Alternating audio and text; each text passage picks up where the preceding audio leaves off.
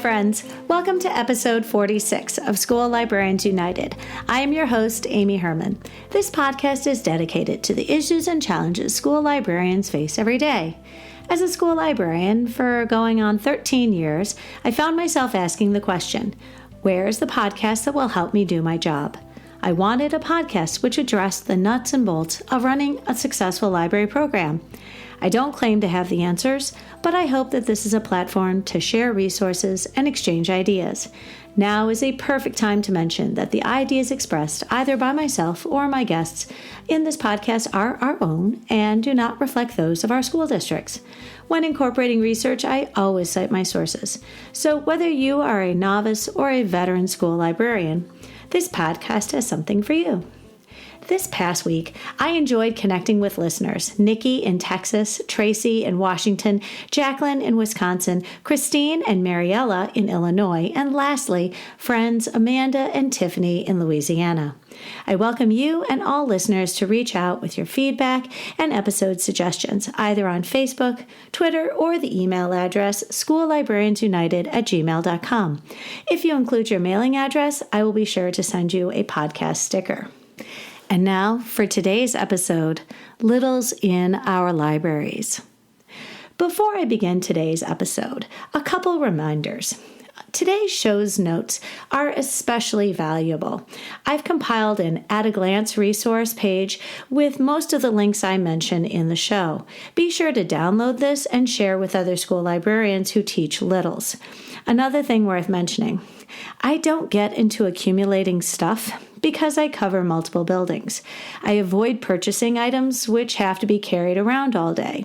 So while there are lots of resources for littles like puppets and felt boards and props, I don't have a great deal of experience working with those things when I teach. I did find a great article, which I included in the show notes. And this article is by Kelly Hincks, and she wrote for Knowledge Quest, AASL. And this article is one of the most popular in their archive. This one dates back to February 28th, 2017, and it's titled 12 Mostly Cheap Teacher Tricks That Work in an Elementary Library. And I really can relate to a great deal number of these suggestions. And some of these include having a magic wand, and she'll explain why. A mystery box, also, take a look. She uses a hand on a stick for Give Me 5, and it sits spots, and I've seen this used really well in some libraries. She also recommends using a stuffed animal to model the behaviors that you'd like to see in your students, and she mentions songs as well as other tricks, which I think deserve a good look. So if you are interested, make sure that you take a look at the link I have included in the show notes. More than anything, I really had wanted to have this episode out before the school year started. The two main reasons being obvious, for me at least. First of all, because library certifications are K-12, many school librarians, while they were elementary school teachers, originally, large numbers of us were actually secondary teachers first, with little to no firsthand experience working with littles. And for the purposes of our episode today, these are patrons who range from 3 years old to 6 years old. As a former high school social studies teacher for 10 years, my youngest students were 14, and my oldest students were only a few years younger than myself when I started teaching in my very first classroom at the age of 22. Shout out to Guam's Simon Sanchez High School. Hello. And the very thought of teaching a room teeming with itty-bitty little kids would have been terrifying. In fact, the only experience I ever had before becoming an elementary school librarian was being a mom of 3, assisting in Sunday school lessons, and I volunteered at my children's co-op nursery school. There's another reason why recording this episode as soon as possible was really important. It's because it's always ideal to start something at the beginning of the school year rather than 1 to 2 months in. And as the start of school is staggered across the United States, some schools start as early as the end of July, hello Arizona, and many, especially in the Midwest, begin a full 6 weeks later after Labor Day. I can, however, speak with considerable experience that there is nothing magical about the first few weeks or month of school for that matter, recognizing that there's a better way to do something, and changing mid-stride will never be held against you, and no student is going to object on some moral high ground. In fact, initiating change to achieve better results is always going to be appreciated. And I know that there are lots of versions of this quote out there, but the one that I can find is attributed to Einstein, and that is, the definition of insanity is doing the same thing over and over again and expecting different results. In my 13th year of teaching elementary students, I am still learning and still implementing new procedures, all in hopes of being more effective every day. Servicing littles in our library brings many unique challenges. Unlike tweens and teenagers, littles are needy in ways we can't ignore. 4- and 5-year-olds will have accidents with little or no warning at all. Once, I had a kindergarten student who had been happy coloring at the table, and she instantly began to sob. She had soaked herself, and it was to the extent that not only was she soaked, but so was the book that we had just checked out to her underneath her chair. It was ruined, and I felt awful that day.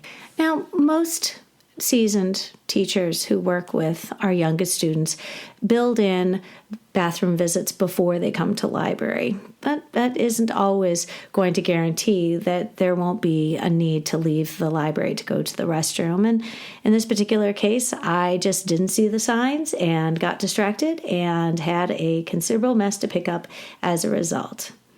To do a good job, you also have to recognize that a great deal of shoe tying is going to be spent during your time with your littles, as well as entertaining full-blown meltdowns on the part of children, mind you, which are very frequent and common. I actually had a principal do a walkthrough, and I had not one but 2 5-year-olds on the floor having full-blown tantrums because they realized they had left their library books at home. Kindergartners are also seemingly oblivious to anyone else in the room and expect your full attention.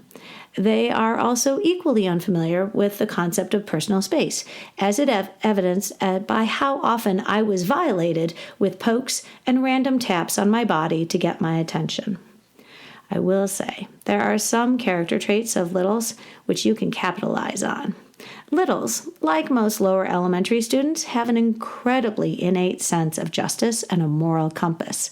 There is never a question as to who is misbehaving, because 4 to 5 students in each class will feel it is their obligation to make sure I have seen the injustice and I will right this wrong. This also makes supervising an entire class actually pretty easy. There is always a student who will make sure to police other students' behavior and rat them out.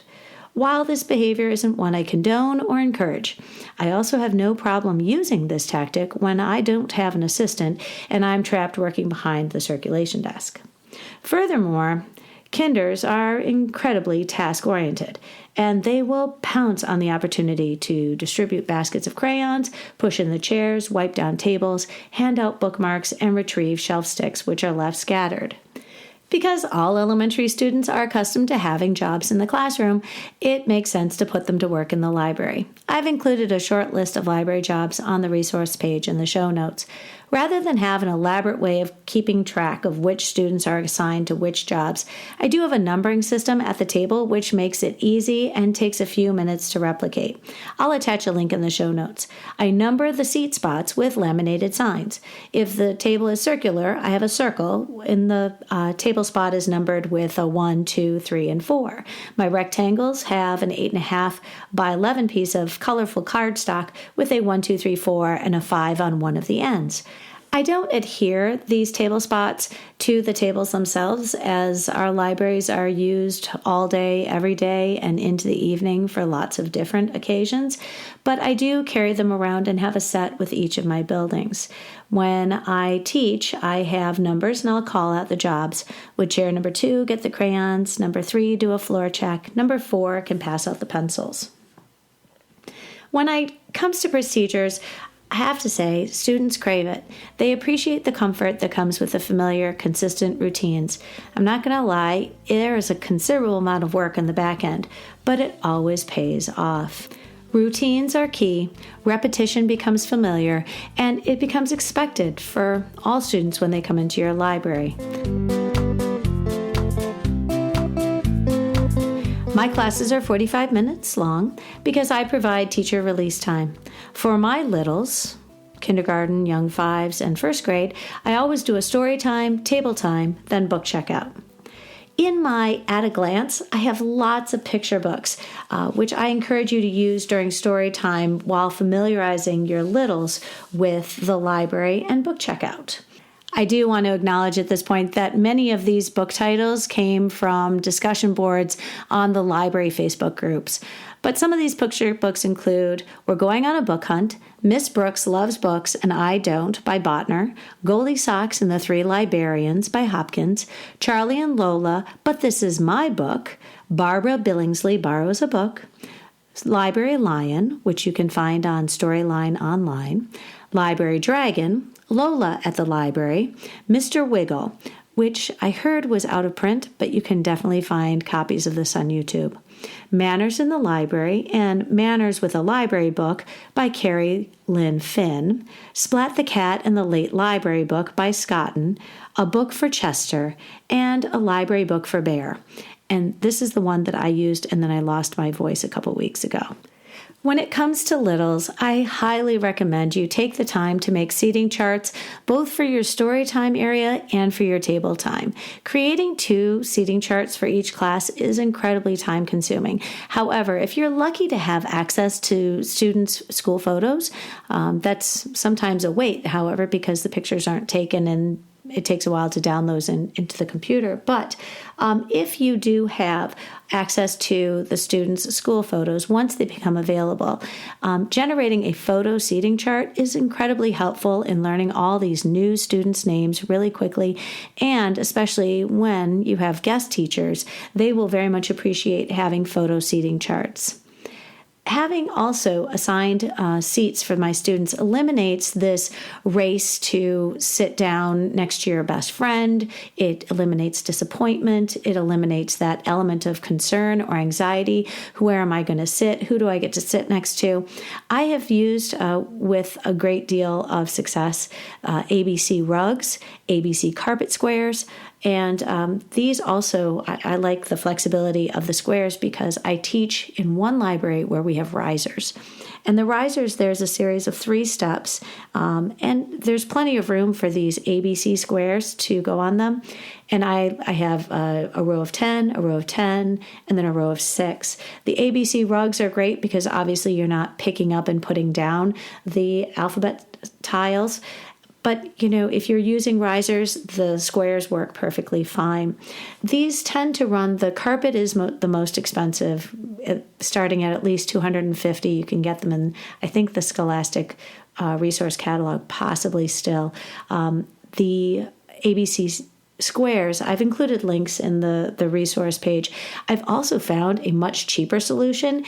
And, of course, I discovered this after I purchased my ABC squares, and that was the foam squares, which are available. They're the interlocking ABC foam squares, which create a rug, sort of if you attach them all. But those were about $40, and you could find them at like a Home Depot, or you could find them online. I included a link in the show notes as well. It is also worth mentioning that assigned seats for your story time and for your table time is a great classroom management hack, because the faster you learn your students' names and the more control you have over where these students sit, the less likely they are to wreak havoc in your library. I want to share a couple tricks when it comes to learning your students' names. I have about 700 students, and at one point, more than 300 of them were brand new to me. So a trick I use is I create student folders for the work that we do in library, and will hand back to their families in sort of a parent packet, something like 3 times a year. We're on trimesters. I create for each of the students a folder, and this is I use 18 by 11 inch construction paper, and you fold it to create a tab at the top that's about 1.5 inches. That's a sort of fold up to that point. And then I create labels with like an Avery 5160. That's the number that we used to use, with the student's first name and last name spelled out in very large font. And this does take time. But there is a method to the madness, because the folders are color-coded, which keeps all of the work organized by class. And the labels not only help you learn their names, it helps them. Not all 5-year-olds can write their names. Sometimes I get students who can write just a few letters to give you a hint as to what their name is. So, for example, a student named Charlotte might just write CHA. And sometimes they go by a nickname which doesn't resemble their name at all, so these folders become even more important. Let's talk about book care. When it comes to teaching littles about book care, I have amassed a milk crate full of ruined books. Rather than letting the littles handle these books, as I do with my older students, I show them to them like a show and tell, and we talk about what happened to these books. And I oftentimes show them the books that are ruined by dogs. And we establish very quickly that everybody in the room is smarter than. I have included the link to a Google slide, which I use with my K1s. And this Google slide is titled, "We Do Not Check Out Books to Animals." And it asks the students why. And I think it'll be very self-evident once you go through the little Google slideshow why the students are so enthusiastic in telling you why animals do not get to check out library books. I've included a link in the show notes, and you may be saying to yourself, but we've been checking out books now for quite some time. I would actually counter that it is never a bad idea to go over library procedures, book care, and how to take care of books, because this is a behavior which we are going to remind the kids of throughout the year. I've had administrators repeatedly ask us, hey, I know we've been in school for a couple months, the honeymoon's over, let's go back and remind the kids some of the best things to do in our classroom and how we show respect in the places where they learn. When it comes to teaching littles that library books have addresses, if you compare it to each of them having a house address and explaining that books like to go back where they live and nobody ever wants to be lost, and any of your littles have experienced that feeling, make sure that students understand that library books have a place on the shelves where they belong and they don't want to be lost or else we can't find them. And some very friendly person on Facebook suggested singing book care to the tune of Farmer in the Dell. I don't choose to sing, but is sung to books are friends, we take care of library books because books are friends. And that is adorable, but I've never used it in my library.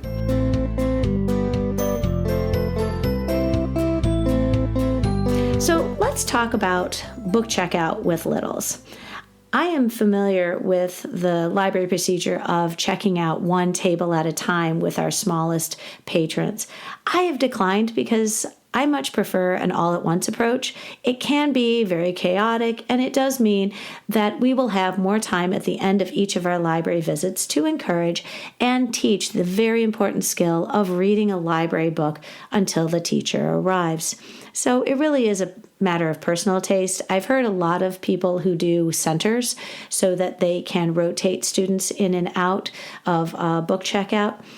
I'll be honest, I still have students who don't see how that's fair, that some kids get to check out and the other ones are waiting. For me, it just turns out to be a lot easier if we just all check out at the same time and that makes sense to them. If they are not checking out, they are either coloring at the table or they're reading at one of our centers until their friends are done checking out. I also make sure that my libraries have a lot of visuals for my students because many of them are pre-readers. So they will have big, colorful pictures of cats where the cat books are and dog where the dog books are, and cookbooks are labeled with pictures, and the dinosaur section. And so having those kinds of pictures help our pre-readers. I have had some friends who use library helpers, or bring in book buddies like the upper grades to help the little students check out books for the first couple weeks. And if you can make that happen, that's great. Bringing in book buddies sounds great. I have not tried that, but I do know some people have had good success. Using a shelf stick or not, this seems to be it's not a divisive topic, but people have very strong feelings as to whether or not this is a good idea. I sometimes liken it to giving lightsabers to my students because they instantly become swords.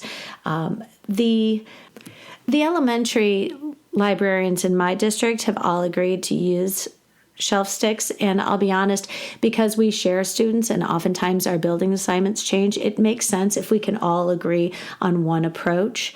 But I am very jealous. I have known some friends whose libraries, they have the students check out barcodes on their shelf sticks, and it does mean that you're going to have a shelf stick for every student in the school, and my friend who did this wrote a special grant for it.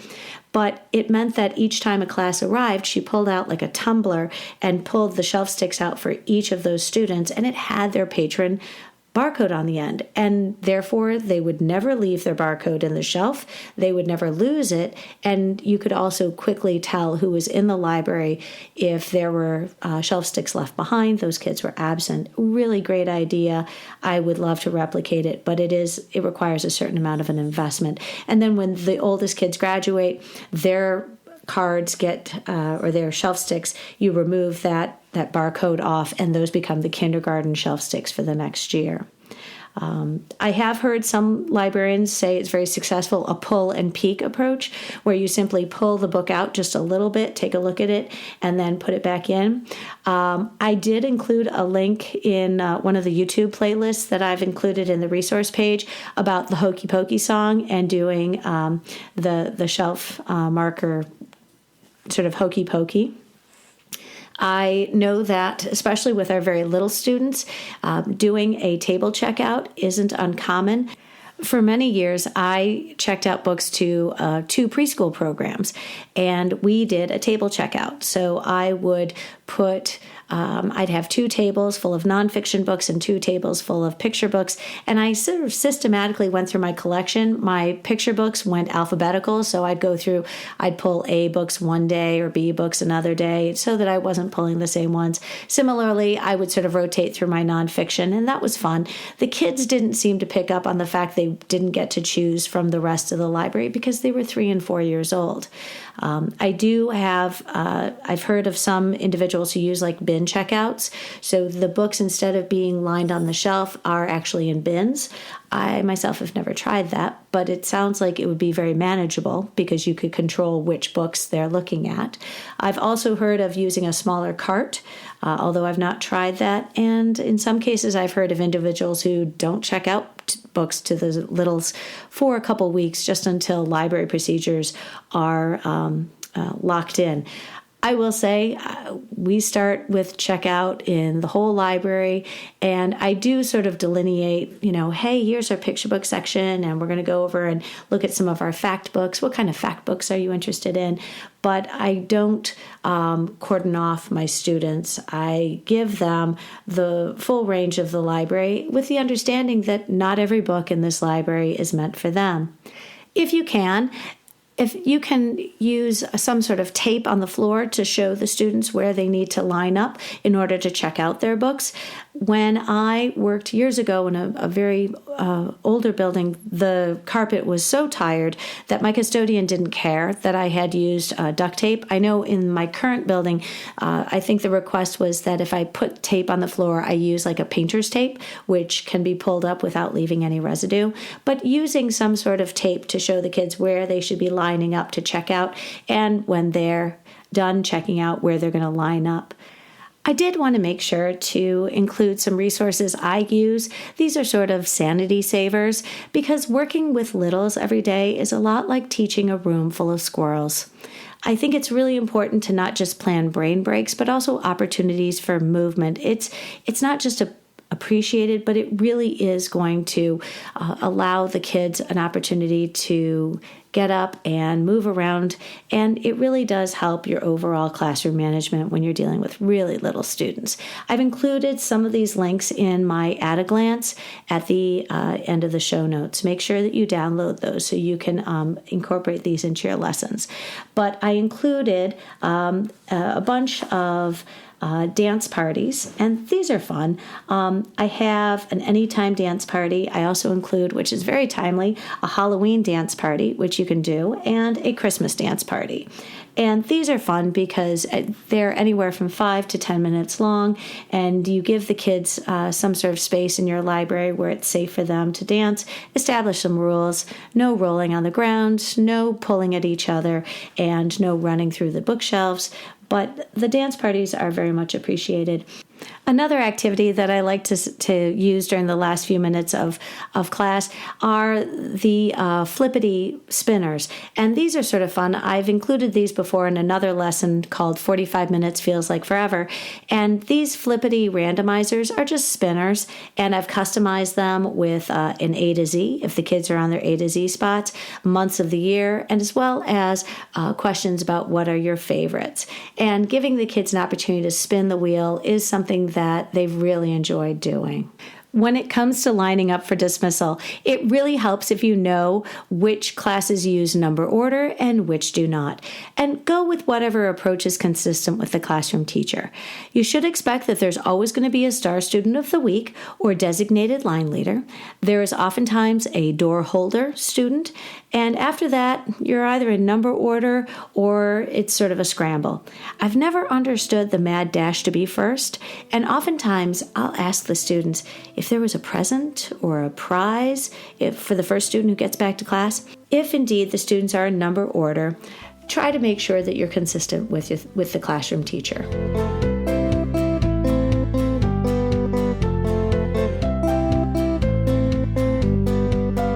So I'd like to introduce today Amanda Johnson, and I'm so excited that she's willing to share with us her expertise when it comes to working with littles in our library. So Amanda, can you tell us about your journey as a school librarian, and tell me a little bit about your school? Yes, so I finished my MLIS in 2018. I graduated from Louisiana State University. And I actually had 2 job offers before I even finished. So I was really excited about that because I didn't know where I was going to end up, or, sometimes it's hard to find a position. But prior to working at my school, I was a high school English teacher for a year. That wasn't necessarily my cup of tea. And then I went and worked in higher ed admissions for 2 years. And so I got a lot of good transferable skills from that position. If you know anyone who's worked in higher ed, they kind of do everything. Wow. But, to go from working with young adults to working with adults to now working with our absolute youngest patrons, that's got to be an absolute leap. Yes, it is very different. Every day is different. You never know what the day will bring and what cute thing they'll say that day. But I had some experience, like when I was in college, working at summer camps and things. So I knew a little bit about little people. So it wasn't a teetotal jump, but it definitely was from where I had been most recently. So tell us, what is the structure of your daily schedule? Fixed, flexible? How does your week look like? I have a fixed schedule. I see 31 or 32 classes a week, depending on how the Friday rotation starts at.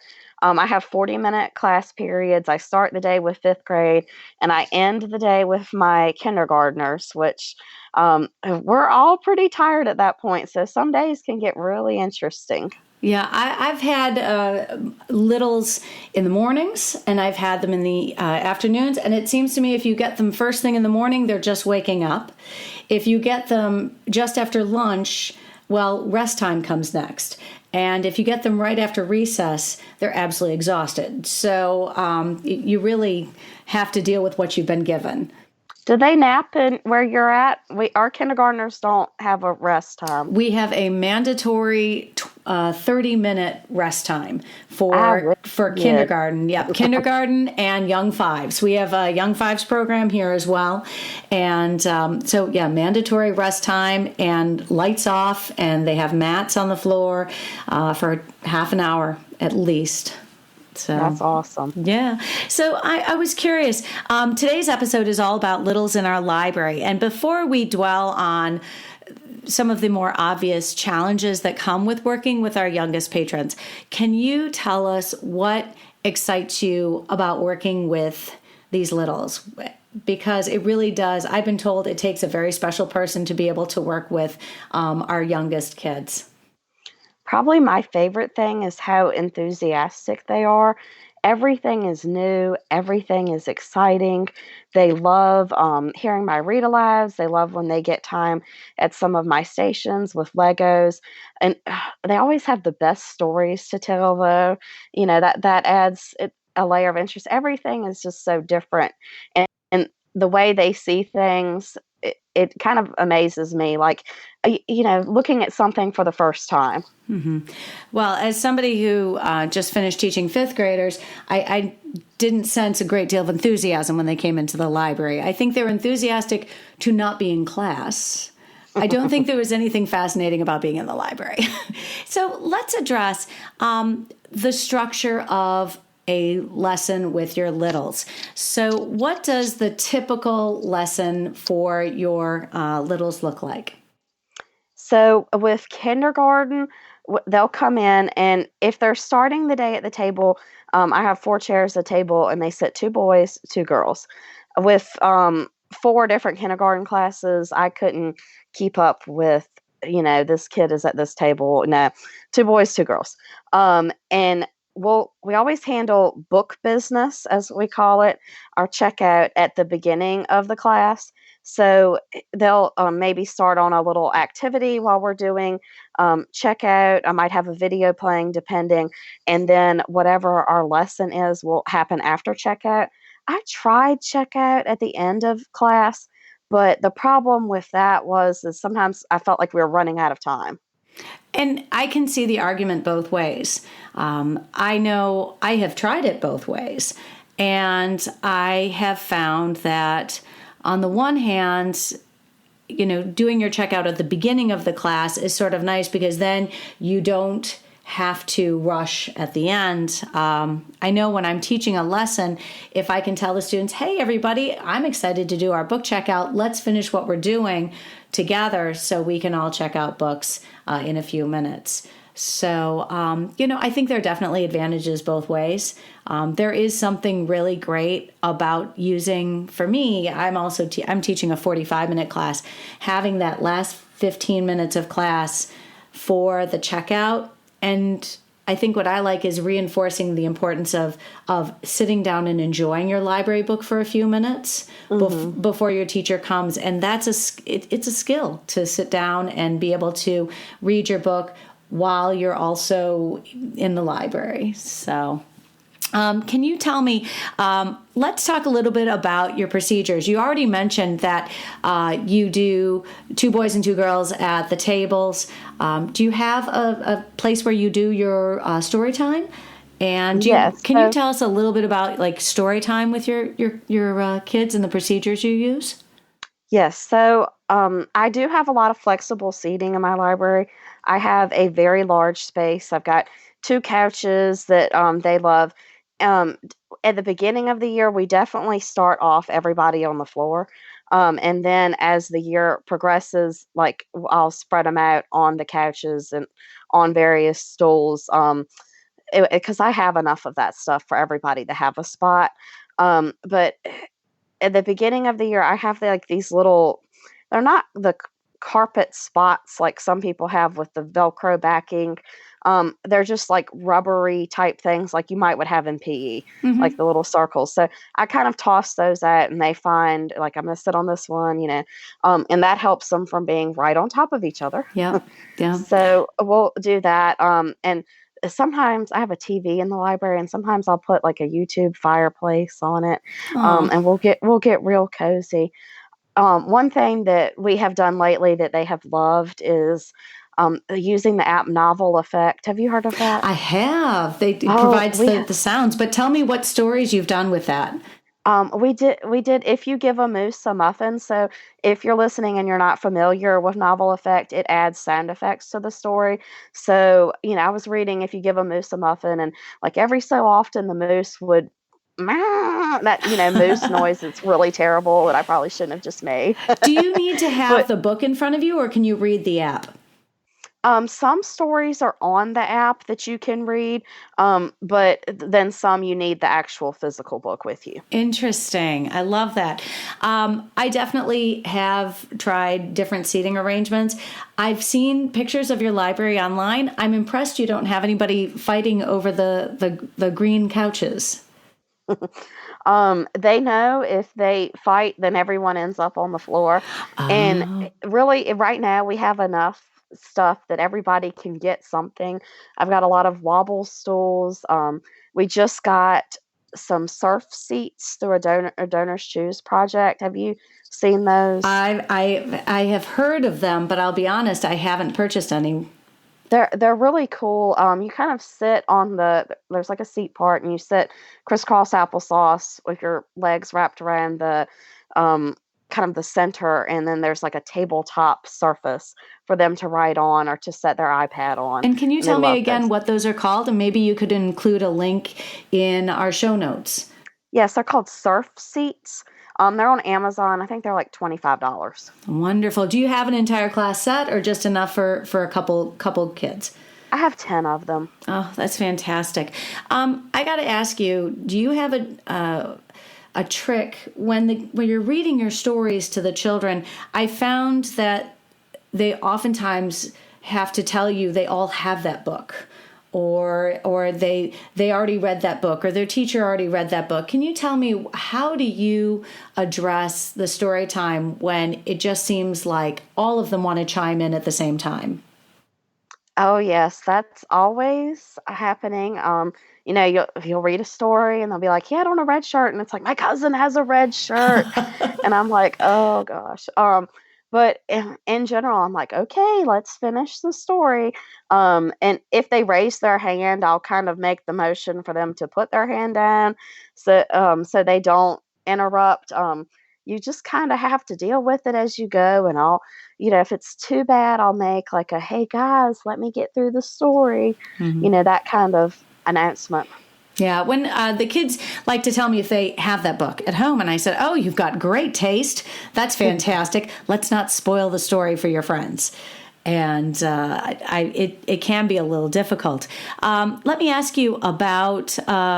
You've spoken a little bit about when you do activities at the table. It sounds like you don't assign seats, but kids know to sit two and two. Do you have any particular procedures when it comes to your littles at the tables? Yes, so if we're working on something at the tables, I know some of my librarian friends, they have like little caddies that they leave out all the time. I only put what we need that day. So if we're using crayons, I put those. I mean, at one time I had like some glue sticks in there and they needed crayons and scissors. No glue was needed, but glue ended up everywhere. Oh no. Uh, So I only put out what we're going to use. And one thing that has also saved my sanity is I have these little buckets that I'll put on the table on days that when we are using scissors, the like little scrap paper trash gets put in that bucket, and then that bucket is dumped into the trash can at the end of the day. Oh, that is a great idea. Can I just say something about scissors that I learned with my littles? Is to make sure all the scissors are the same color. And That's probably a good idea. maybe that's not an issue with yours, but mine are going to fight over a particular color. And if somebody else got the color first, then it becomes oh, look what I got. And if I can, I try to have all my scissors match so nobody feels like they somehow got the best pair. I haven't had that problem. When I came into this library, I kind of inherited all the scissors that were in there. So they don't match, but they they kind of it depends, if you know your kids too, and they know how I operate, and they know I ain't gonna have that. So, Tell me, book checkout is probably one of the most daunting things a librarian can do with a bunch of 5-year-olds. Tell me what has worked best for you when it comes to book checkout, because this strikes fear in the hearts of many librarians. for book checkout with kindergarten, I have some picture books that I have pulled out for them and set in a crate by my desk. And I try to do them table by table, and they're working on something, um, and they come table by table and pick a book from the crate and check out at my desk. And when I get into first grade, they start using shelf markers, and I kind of little by little turn them loose. And we really work with the 5 finger strategy for choosing a good book. So if you open a page at random and there's more than 3 words that you don't know, it might be a little too tricky. So we'll talk about that, because if they bring me something that's super huge, and I'm like, is that just right? And we'll have that conversation. Yeah, I do have an issue when my littles are convinced that today's the day they're going to read Harry Potter with their parents. And I have had an interesting email or two from parents who are like, why are you sending home a book that I now have to read with my child?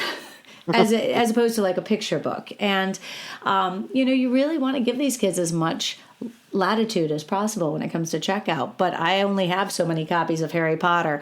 And at this point, they're not going home with my kindergartners.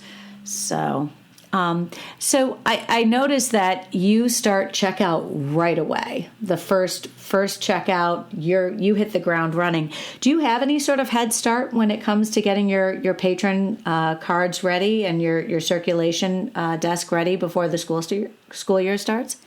I work a teacher contract, so when teachers report back for duty, that's when I'm there. I our with our we use Follett, so Power School syncs up with that. So all of my students are in the right homerooms and stuff. So this year, before school even started, I had several grade levels worth of iPads and headphones already checked out. But I will admit, I did work a good bit this summer. So I was able to get a head start on a lot of things because I did do that. Well, and forgive me, but you had an opportunity to talk to Vicki Davis of the 10-minute teacher podcast about your summer plans. So can you elaborate some of the things that you enjoyed doing this summer that helped you get ready for the school year?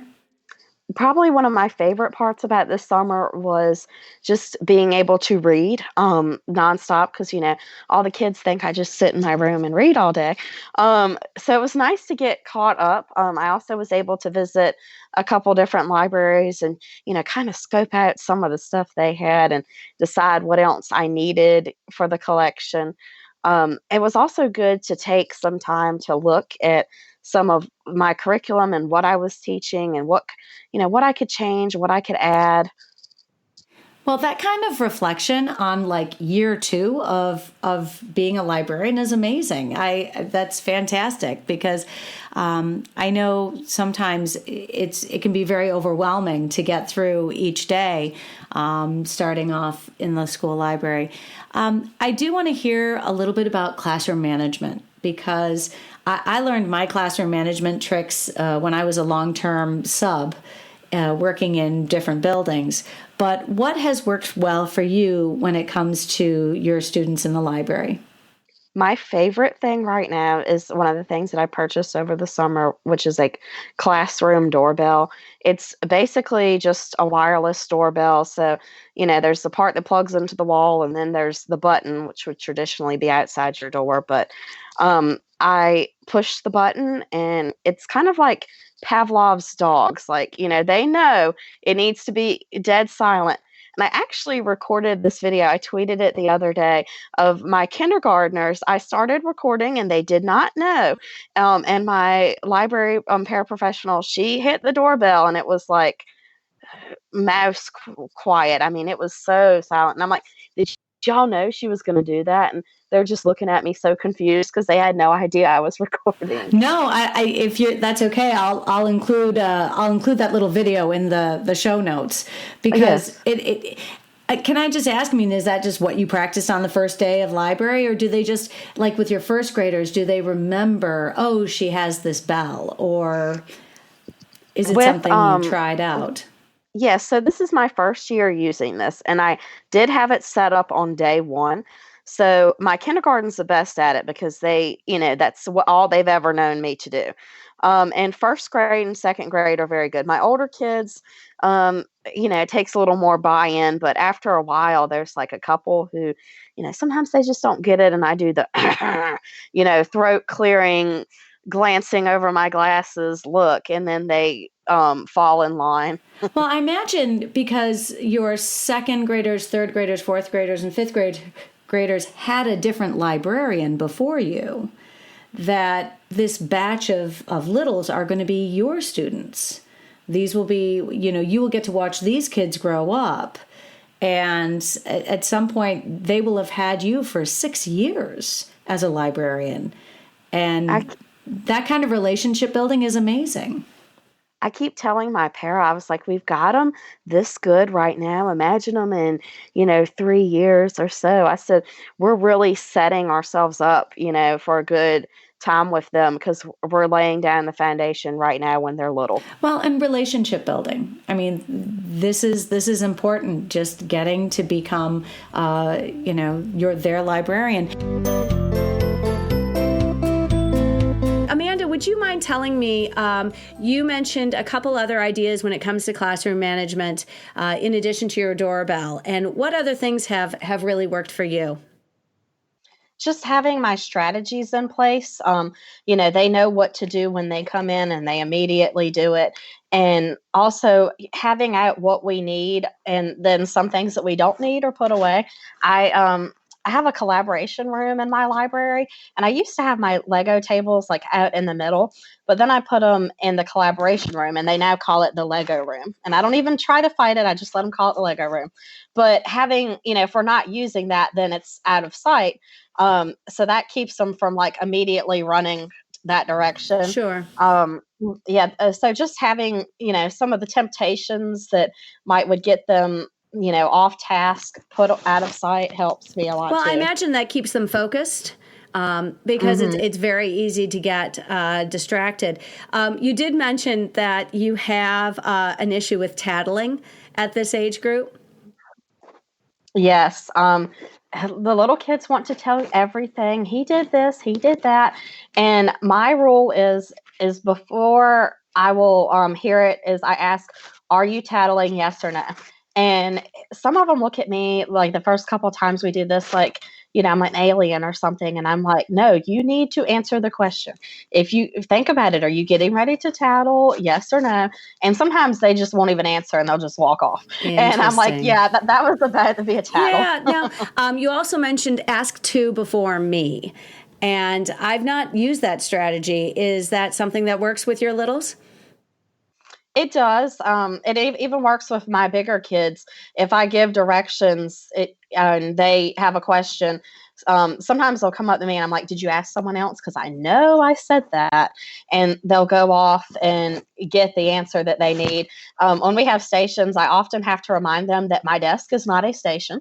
Um, there's places that you're supposed to be, and I'm working my way towards being able to get up and get to helping you. But there's other people in the room, other kids who know what's going on, who could provide you with some help if you need I it. love that you emphasize the importance of self-reliance with even our youngest of students, because they're perfectly capable. We just have to know that they are capable, and we should expect them to be able to be somewhat resourceful when it comes to finding answers. Could you tell me a little bit about your STEM lessons? Because I've seen some of that on your Wakelet, and I think that there are some folks that for whom that might require a certain amount of courage and trying something new in their library. Yes, I could definitely see the courage thing because sometimes you just have to embrace the chaos that may go with what you're doing that day. Kindergarten is by far my best grade when it comes to collaboration with STEM ideas. Our grade level chair for kindergarten, she is very good about finding a STEM activity that goes with maybe the story that they're reading or whatever they're learning. And then she'll send that to me and we'll do that during library time. So having the ability to collaborate, and to enhance what they're learning in the classroom to extend it into the library is very important.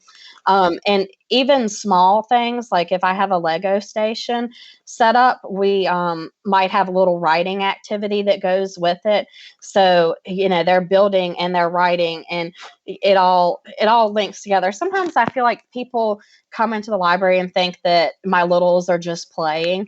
And yes, they are playing, they're having fun, but there's a method to the madness. Well, and I like that you embrace the chaos because for many of us, that activity level is sometimes very overwhelming for those of us who are more accustomed to a middle school or high school setting.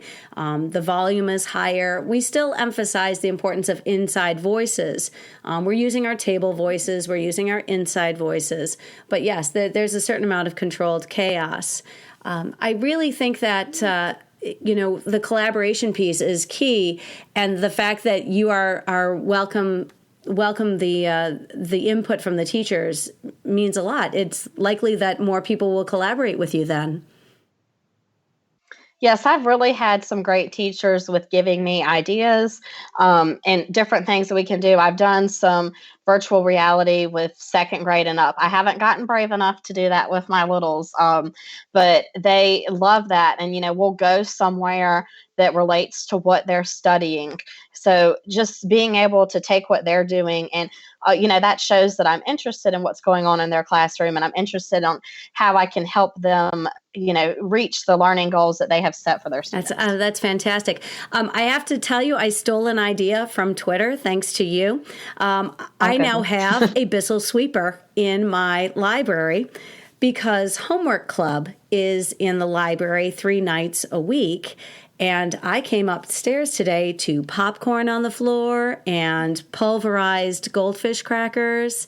So tell us, the Bissell sweeper is ingenious, and I think you mentioned it on your Twitter feed. Yes, I love that thing. That was probably the best $25 I spent. I mean, the doorbell was also a really great purchase, but I love this sweeper and I will give it to the kids and let them run it. And I don't know, there's something about when you're like 5 or 6 years old, pushing around this sweeper and picking up the, little pieces of trash on the floor that is absolutely thrilling.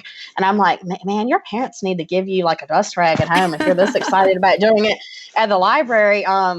But just when we're using scissors and all those little scraps of paper that end up on the floor Sure. or stuff that I don't even know about, I mean, they'll just, suck it right on up. And what I need to know is if it can pick up the wood chips from the playground, because story time seems to be when everybody empties their shoes of the wood chips that have accumulated in their shoes from the playground. So tell us, because I really enjoyed finding you on social media, but would you share with the listening audience where they can find you on social media? Yes, I love Twitter. My Twitter is Miss_Johnson11, and there'll be a link to that in your show notes. But teacher Twitter, as we call it, is the best thing. Just being able to talk with people and see what they're doing, because as a librarian, I'm the only one in my building who is doing that. Like, I don't get to talk with like a grade level team or, other people who are in my world. So being able to connect online is very important. Sure. Could you also tell us about your blog site, as well as you have a Wakelet I'll include in the show notes if that's okay? Yes. So my blog is a little bit eccentric, a lot like me. It's kind of all over the place. I have some crafting posts and, some stuff about life, but I also have a lot of library themed content on there. And I'm, slowly adding more and more of that. That seems to be the direction the posts are taking me these days. But there's some tutorials on Follett. I had a ton of people asked me about using my Dymo label writer to print barcodes and spine labels on one of the librarian Facebook groups. So finally, I just wrote up a set of instructions. So that is in there, and different things will follow it. So sometimes I'll write up what I'm teaching that week to give other people ideas. That's great. Can you explain the inspiration for the name of your blog post? Because I had to look it up. Yes. So I actually went to Mary Baldwin College in Stanton, Virginia, now Mary Baldwin University, and their mascot is the Fighting Squirrels. So it's kind of a nod towards that, but, also falling acorns grow up to be mighty oak trees. So, just kind of, I'm trying to become an oak tree, There I guess. you go. So listeners, it's www.fallingacorns, plural, mightyoaks.com.